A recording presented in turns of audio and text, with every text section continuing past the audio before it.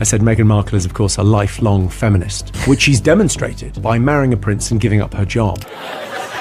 King Charles visited the U.S. to mark the 250th anniversary of American independence from Britain and to seek the release of a British hostage being held by an American I tried so hard. Turns out Prince Harry and Meghan Markle will still get paid millions of dollars for doing absolutely nothing. That's like marrying into the Budweiser family and going, they drink a lot. This motherfucker invested in slavery like it was Shark Tank. It was reported that the organizers of King Charles's coronation have officially invited Meghan Markle, and this is nice, at a starting salary of $19 an hour. With a $200 million investment, 2 studios, and endless headlines, the world was told this would be the Hollywood comeback of the decade. However, there was one major problem. You can't make a comeback if you were never really at the top in the first place. Despite the massive hype and expectations, the narrative of a grand return didn't match reality, making the claim of a comeback seem more like a marketing slogan than a reflection of actual success. Meghan Markle make her own pretzel bags. They don't know why. That's interesting. She takes it from one bag and puts it in another bag. It's another bag. That confuses people. So how did a project backed by hundreds of millions of dollars, massive publicity, and global attention end up facing questions that nobody expected? What was meant to be a landmark success quickly became the subject of scrutiny, leaving many wondering how something with so much financial support and media hype could struggle to meet expectations. The big thing Harry's done, which is brilliant, is the Invictus Games. Invictus is from the Latin, not a victim. Ooh, I like that. And it strikes me that the card he's playing is, yes. I'm a victim. Oh, and you go, right. Yeah. No, you're not a fucking victim. What are you talking about? Sure. What? Yeah. And why are more people now asking whether the dream was sold as something far bigger than the reality? As expectations collided with results, growing numbers of people began to question whether the promises had been exaggerated from the very beginning. What seemed like a story of ambition and success soon revealed unexpected twists. And from this point onward, the story becomes even more surprising. Show love Meghan. For what to watch? Who wants to watch Meghan Markle bake a pie? That wasn't just disappointing. It raised a very uncomfortable question. What initially seemed like a minor setback quickly turned into a deeper concern, prompting people to wonder whether the problems ran far beyond simple bad luck or unrealistic expectations. It marked a turning point that changed how many viewed the entire project. When her show first debuted, she only got in the first week 2.6, so she barely eked out a double performance in the last 3 months, which means basically everybody watched it in the first week and it hardly had any staying power. I cannot tell you guys how much of a disaster this is, and if you're curious, just to spoil it, it debuted at 383 on Netflix's What We Watched for the first half of 2025 chart. And just like that, she became exactly what comedians had been waiting for. Not a comeback story, but a punchline. The moment the joke began, it never stopped. Every appearance, every headline, and every mistake became fresh material, turning her into the center of endless ridicule. Instead of inspiring a redemption arc, she became the subject of relentless mockery, proving how quickly public perception can shift from admiration to amusement. NBC has announced plans for a spin-off to the hit series Suits. It will focus on Meghan Markle's character's struggle to balance her legal career while also caring for an unemployed immigrant. And that wasn't even a joke.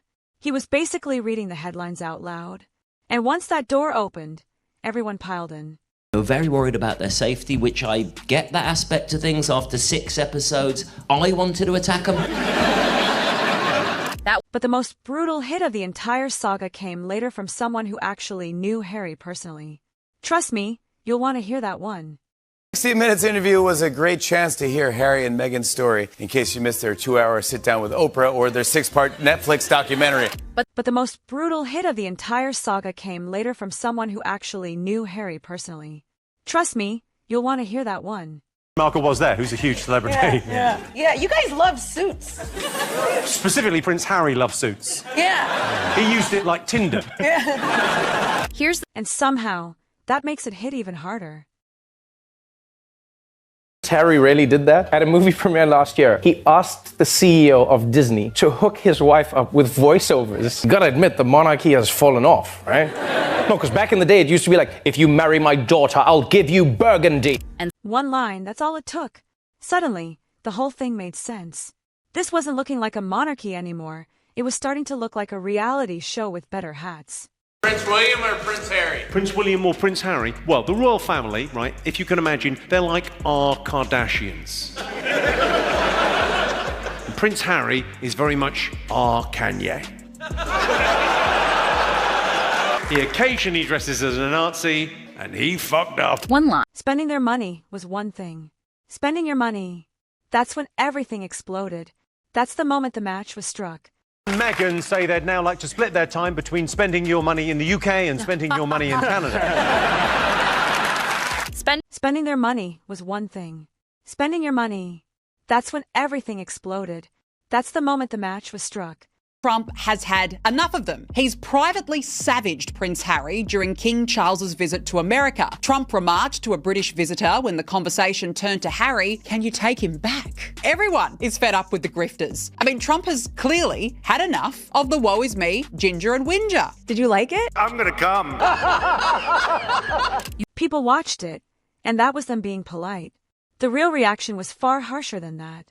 American telly. My brother's fiancée, Miss Meghan Markle, is on the American program Suits. Yes, Wednesdays, 8 p.m, USA Network. Check it out. She's amazing, isn't it? Yeah? Right. The only difference between that show and this is people watch this one. Oh, hilarious. But here's the part nobody can argue away. She got the comeback, she got the spotlight, and she got opportunities most actors would dream of. Then everyone watched what she did with them. I know who Kate Middleton is. Beautiful woman. Yeah, fine. Great mum. Whenever the kids are being fussy and not going to bed, she puts on an episode of Suits and they're out. So. What are you doing? Ow! Stop it! Stop it! Just give him a wet willy? Yes, in England it's called a moist Matthew. The big Netflix show finally arrived in 2025, and the reviews were ice cold. Intention of the show was to share more of myself. You keep saying Meghan Markle, you know I'm Sussex now. To share tips that I love in my life. When nature has given you all the cues on how to have a perfect taste of something. Oh, how fun is that? I love it. I appreciate what hard work looks like. I like working hard. The critics gave it just 36%, and the audience was even harsher. Curious what they did with Harry and Meghan's wax figures, so I found the museum employee who's temporarily storing them. Oliver, you have generously offered to keep the wax figures of Harry and Meghan safe. Yeah, that's correct. And if I may, I would just like to say that I'm definitely not using the wax figures for sex stuff. It didn't just miss Netflix's top 300. It landed at number 383. Number 383. And somehow, season 2 managed to make that look good. Woman is being paid millions of dollars to show how to cut into a pineapple. How bad that trailer, that seems like the worst show that I've ever heard of. I love a bad watch. I love a good bad watch. This is not that. This is really grueling to get through. And that multi-million-dollar Netflix deal, the one that was supposed to change everything, quietly disappeared. No victory lap, no renewal. You couldn't make this stuff up. My look. Look. She likes my look. Your fashion is like one of my favorite things. It's the biggest piece of dog And that paid millions for what exactly? Keep that thought in your pocket, because it keeps coming up. Millions from Netflix for no one knows what. Put it with the rest of them. Then came Spotify. One series, 12 episodes, and then nothing. Even the executive on the other side didn't bother being polite. Prince Harry and Meghan Markle will still get paid millions of dollars for doing absolutely nothing. And that's just by Netflix. Why are we still here? Just to suffer. President Trump also announced a new trade deal with the UK that will reopen British markets for American companies. All that Britain demands in return is that we keep these two. No!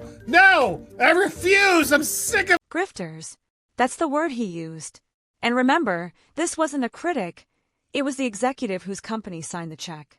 Markle, the only thing she found was a rich, famous husband. The nearest thing Meghan Markle ever had to a billion-dollar idea was marrying a prince.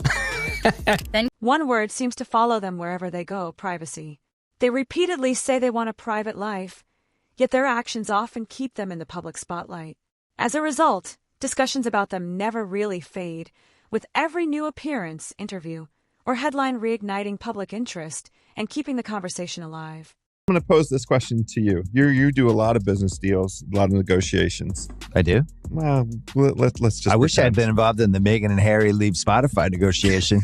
The Grifters. That's the podcast we should have launched with them. I got to get Grift. They said they were leaving to be left alone. Sorority girl, actress, influencer, victim. Yeah, that's totally me. That was the story. Then they grabbed a camera and filmed the whole thing. We want privacy. We want privacy. A man demanding privacy through a megaphone. 90 seconds. That's all it took.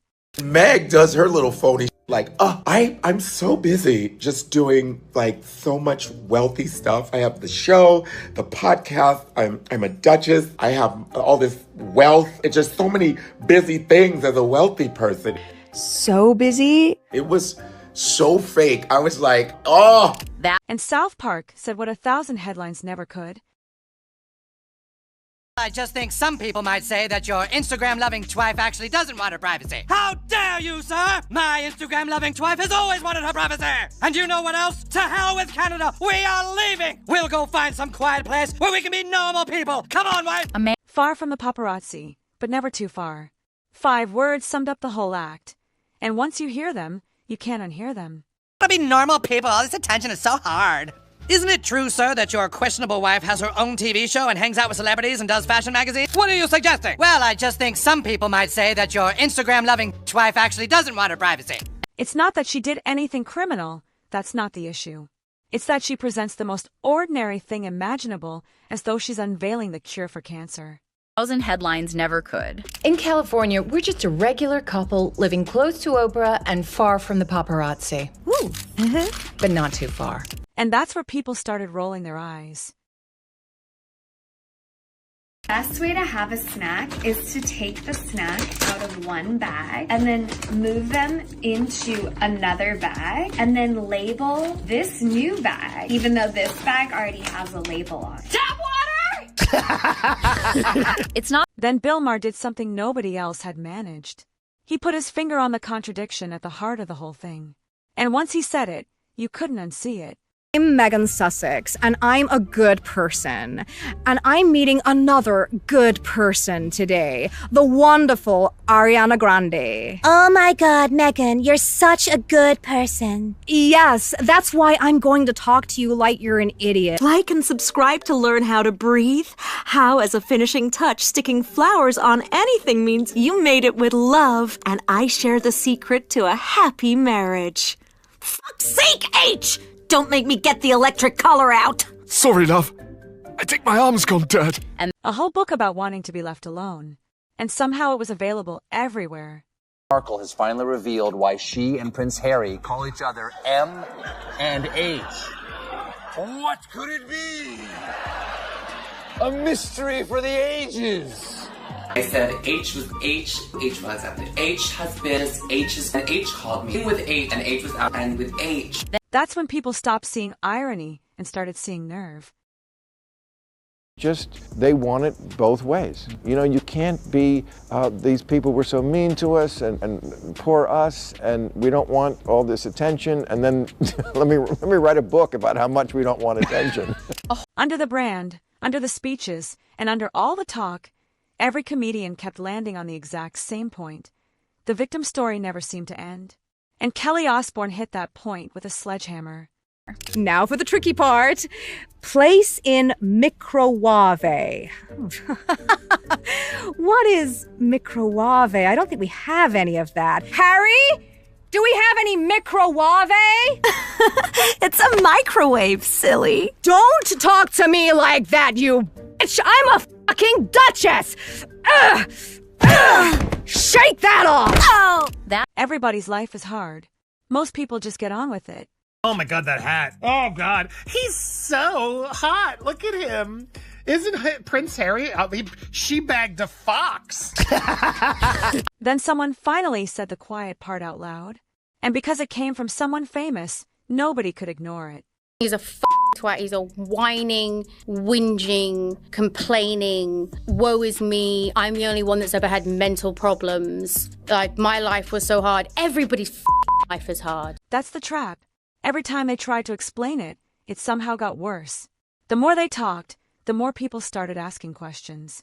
Harry says, how do you explain to someone who's just started dating that they have to curtsy to your own grandmother? How do you explain that you bow to your grandmother and that you will need to curtsy, especially to an American?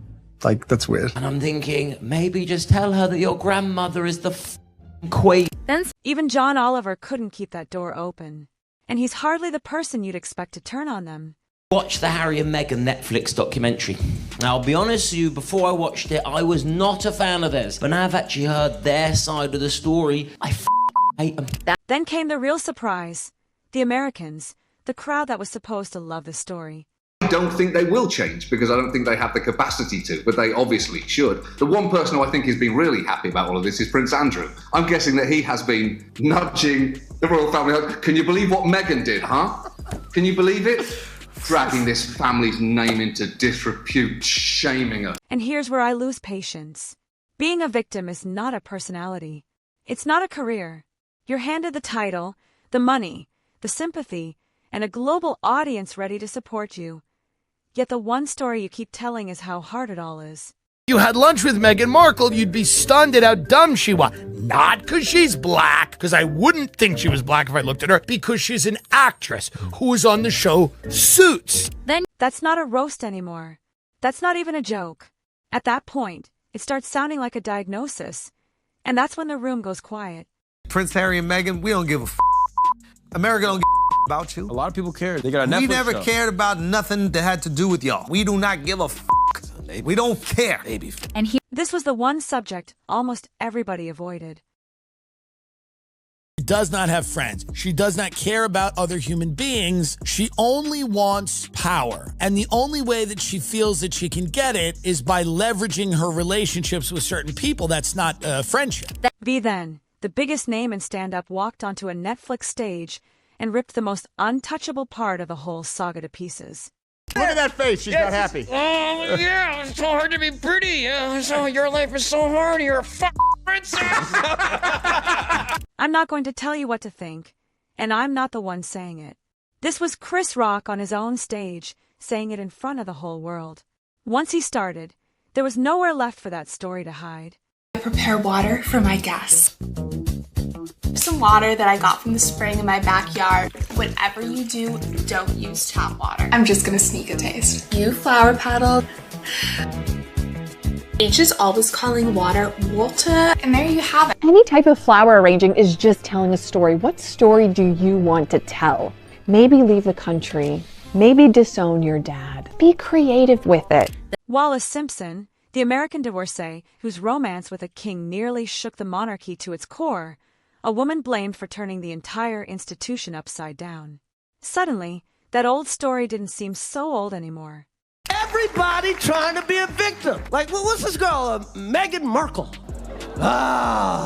Seemed like a nice lady, just complaining. I was like, didn't she hit the light skin lottery and still going on complaining? Acting all dumb like she don't know nothing. Going on Oprah, I didn't know. I had no idea how racist they were. It's the royal family. You didn't Google these motherfuckers? The original Meghan Markle, 80 years earlier.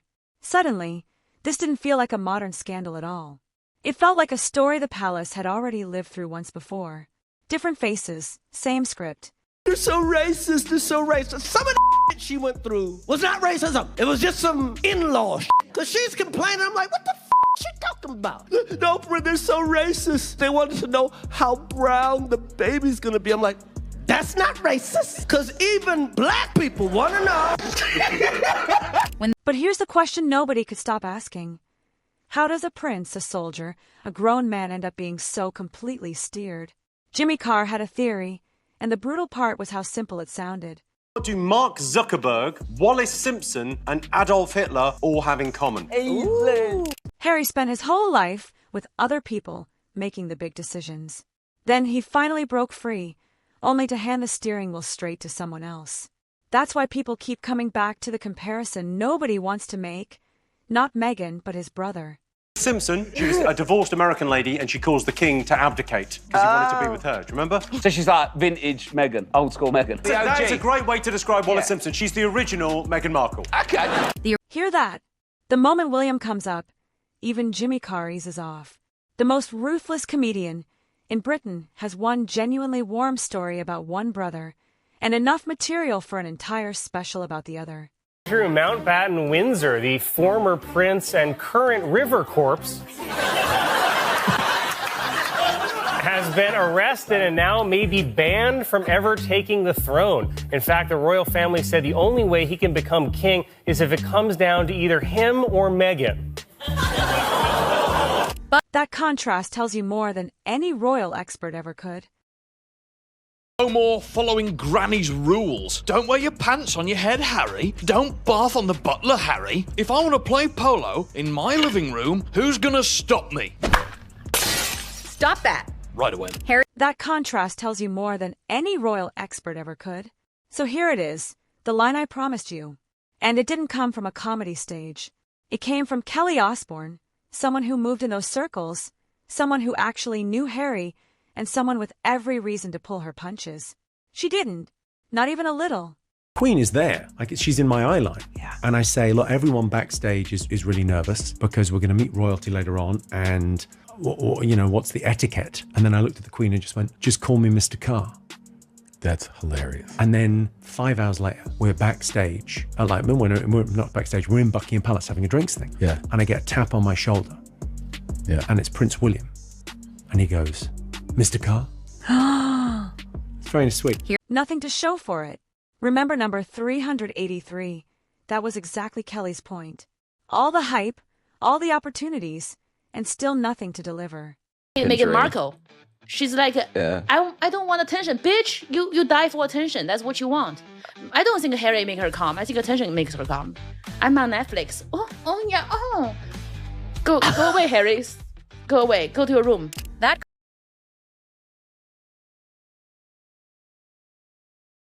Then she said the one thing that stopped even her own co-hosts in their tracks. The room went quiet.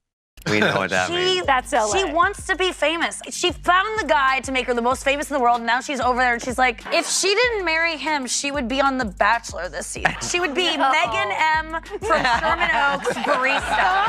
She's just got lucky. Think about that for a second. A costume that should have followed him forever. And now he's the one lecturing everyone else on how to be a better person. I just think the proof is in the pudding, in the sense you've been handed the world and every major contract, you had podcasts, you have all of this, and you didn't deliver because you... There's nothing to deliver. Yeah, because you don't have it. The distance between those two versions of Harry. Kelly just measured it out loud.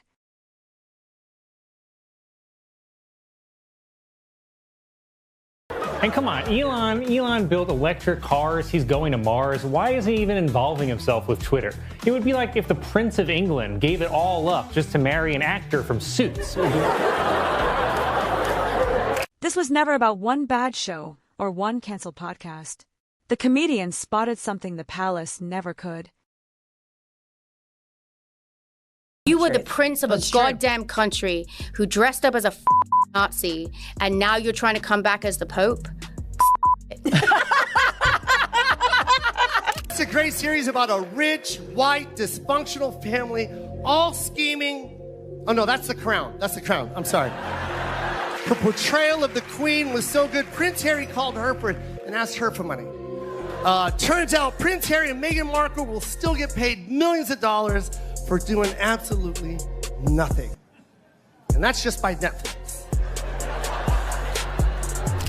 You can't sell yourself as the world's biggest victim from the window seat of a private jet. Carr didn't destroy the brand. Rock didn't. Kelly didn't. They simply said out loud what number 383 had already said in silence. Of course, it's easier to bet on yourself when, despite publicly failing repeatedly, whether it's Spotify or American Riviera Orchard or whatever, there's somebody waiting in the wings to give you another break because of the man you're married to, because of your proximity to the British royal family. Yeah, it's easy to bet on yourself. People keep giving you a chance despite the fact that you fail. The return on investment is not there. You lack the work ethic required to function in today's society where everybody is somebody. They weren't the scandal, they were the proof. Because a brand built on grievance can get attention, but it can't earn respect. Black and I'm British. Basically, I'm what the royal family was worried the baby would look like. You know, people ask me, what's worse, British racism or American racism? Let me put it this way. British racism is so bad, white people left. They wanted to be free. Free to create their own kind of racism. If you want us to sum up our thoughts, take out the pods and hear me, all right? Because we have a way of talking back in the ends. Hey, 30 milli pounds. Yeah. Prince Eric, stayed over at Tyler Perry's, press cold like Brandon Jerry's. I'm allergic to dairy. Harry and Meghan, Ronald Reagan, interracial dating, Queen said not today, Satan. She can nail every Spotify deal, WME representation she wants. It's never going to fulfill the hole that's inside of her because there's something wrong with this woman. She dumped her family. Her dad is dying. She won't speak to him. She's ruined another family. It happens to be the royal one. And now they're going to have to sit with the consequences of their own behavior, which is misery. So tell me in the comments, who landed the hardest hit? Carr, Rock, or Kelly? Pick one. And if you laughed even once, hit like and subscribe. Next time, we'll look at every country that's quietly told the Sussexes, no thanks. Trust me, one of them will surprise you. This story isn't going away anytime soon.